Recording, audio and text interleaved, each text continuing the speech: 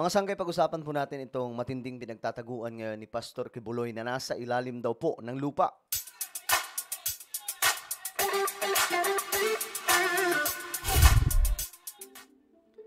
Hello guys, what's up? This is me, Sangkay Janjana. I'm back for another vlog today. At ayun nga po, pag-uusapan po natin ngayon itong patungkol po sa isang malaking sikretong taguan daw po ni Pastor Kibuloy na sinasabing nadidetect daw po ng kapulisan. Sa detector po nila, nakikita po nila mga sangkay kung asaan at nasa ilalim daw nga po ito ng lupa. Well, alamin po natin ngayon mga sangkay. At alam nyo ba, pagdating po sa bunker, ito po ay mga underground shelter. Marami pong mga mayayamang tao ang nagpagawa na ng ganito, kagaya po nila Elon Musk, Mark Zuckerberg. Maya mga sangkay, pag-usapan po natin.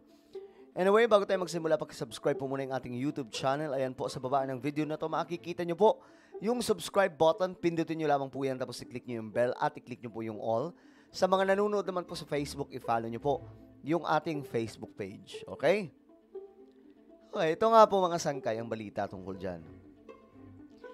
Philippine National Police detectors confirm there are people underground in the compound, and the PNP is now focused on locating the entrance to the bunker. So, usapang bunker na po ito mga sangkay.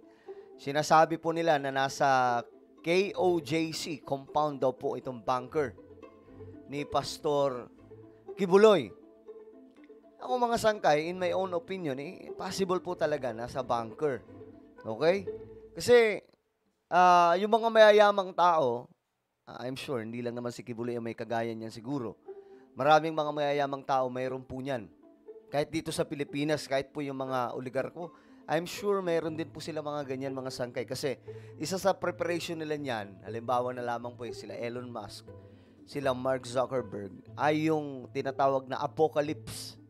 Naghahanda na po sila. Mamaya, pakita po natin. Pero ito mga sangkay, ibang-iba. Kasi si Pastor Kibuloy, may naghahunting po sa kanya o hinahanap po talaga siya ng otoridad ng Amerika. So, for me, maybe may bunker in preparation, mga sangkay, sa kung ano man ang gagawin ng US. Ngayon, ang problema, kasi Pilipinas pong naghahanap na sa kanya, medyo critical, no? Ito ang balita mga sangkay, panoorin po natin. Na ng Philippine National Police ang mismong kinaroroonan umano ni KOJC leader Apollo Kibuloy na nagtatago umano sa isang underground bunker. Kuha tayo ng update mula sa ating kasamahan na si Erlo Bringas live. Erlo, kumusta dyan?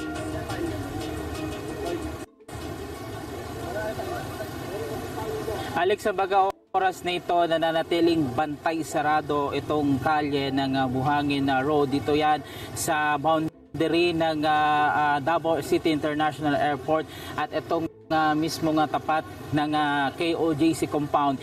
Dito yan sa Davao City. Ito, pakita ko sa iyo live na sitwasyon dito, Alex. Ito, nasa kanan ko yung mga taga-suporta ng KOJC na nandirito ngayon. Ito yung ngayon. kagabi mga sangkay, no? Ito yung situation. Actually, up to now, ang dami pa rin po doong tao. Pati mga otoridad natin, kapulisan, andun din po. At patuloy na nagsasagawa ng kanilang protesta patungkol nga dito sa ginagawa ng Philippine National Police. Ang PNP patuloy na nandito sa paligid para tignan at bantayan itong sitwasyon dito sa area. Kaunay pa rin ngayon sa paghahanap nila dito sa KOJC leader na si Apollo Kibuloy dito sa loob ng KOJC compound. Tingnan nga natin mga sangkay yung kabuuan nitong KOJC compound. Kasi sinasabi andyan daw po yung bunker.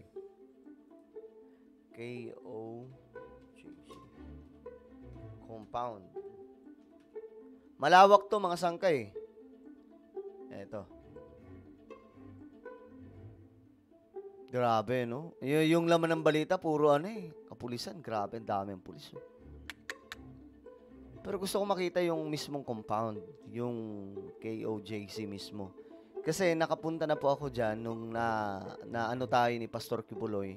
Naimbitahan niya tayo nung birthday niya. Saan na ba yun? Hindi ko makita kasi puro ang laman, mga mga pulis.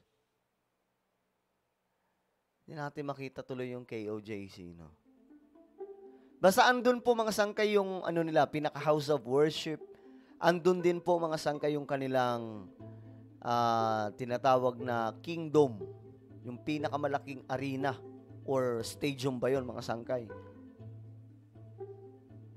Doon din po yung school. Tignan natin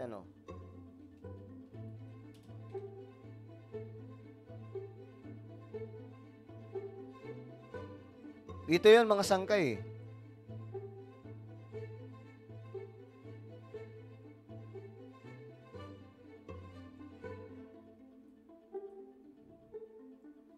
Yun, ito yung buong area na to, mga sangkay. Yan, ito po yun.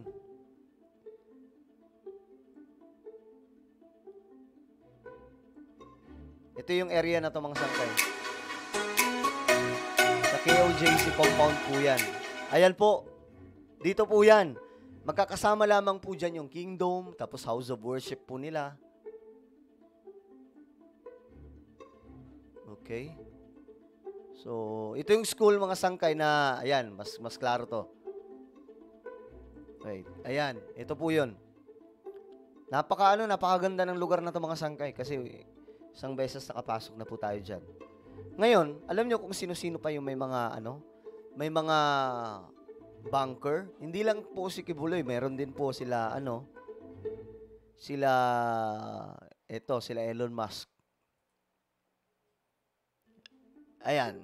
Ito ay preparation naman po nila, mga sangkay, just in case magkakaroon po ng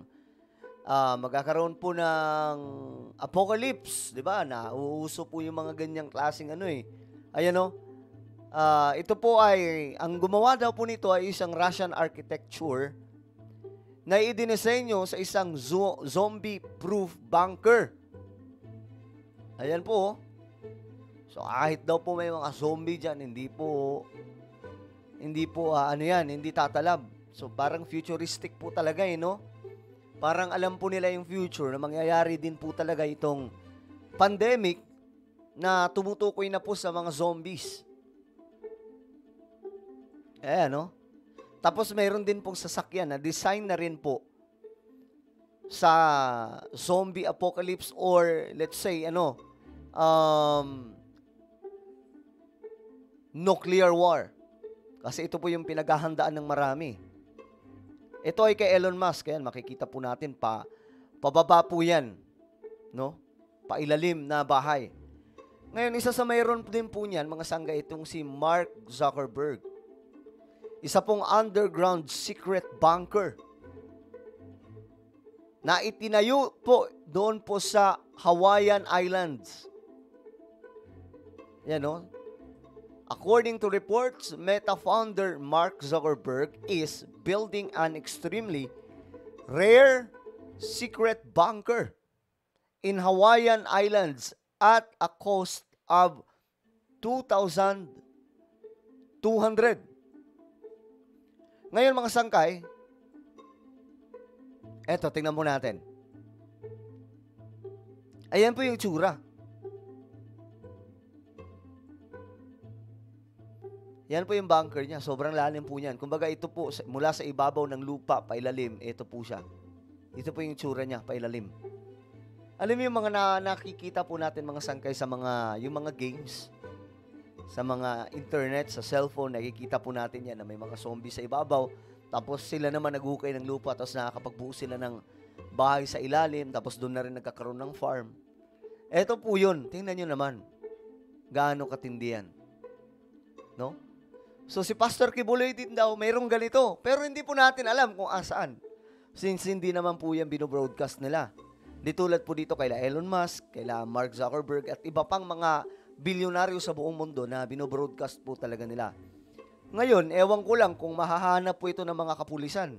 At sinabi nga ni PRO 11 Regional Director Police Brigadier General Nicolas Torre III, isang underground na bunker ang nilang na-discover na nasa loob ng compound na siyang pinagtataguan nga nito ni Kibuloy. Tumugma naman yan doon sa ginagawa nga nakuha nilang impormasyon mula sa kanilang naging informant. Pero hanggang ngayon, inaalam pa raw ng PRO 11 yung mismong entrance to pinagkukublihan ni Kibuloy. Yun ang mahirap mga sangkay hanapin.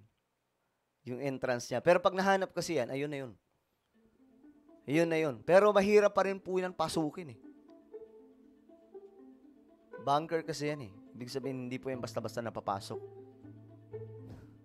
Kaya nga mga sangkay, umabot na po sa punto na sobrang dami na pong mga kapulisan ang nandun. Kasi talagang hindi mahanap.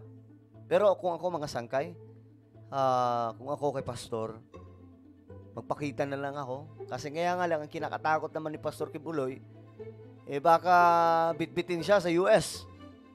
No? Pero alam nyo mga sangkay, ako for me hindi naman sana aabot sa ganito ito eh. Kung hindi masyadong, alam nyo na yun mga sangkay, naging all out sa politics. Masyado kasing naging all out sa politics. Ayun, ito na po ang nangyari. Ito na po ang naging resulta. Since mayroon pong mga, ano ba tawag dito, mga aligasyon sa kanya, sinilip to ng sinilip ng sinilip. Tapos ito na po ang resulta ngayon. Malaking problema sa kanila. So yun, ano po ang inyong komento mga sangkay tungkol po dito? Pastor Kibuloy, may bunker, naniniwala ba kayo dyan? Tingin nyo, asan talaga? Comment nyo po sa ibaba ang inyong mga opinion. And now guys, I invite you please subscribe my YouTube channel. Sangkay Dyan Daily, hanapin nyo po ito sa YouTube. Then click the subscribe, click the bell, and click all. Ako na po yung magpapaalam. Mag-iingat pong lahat. God bless everyone.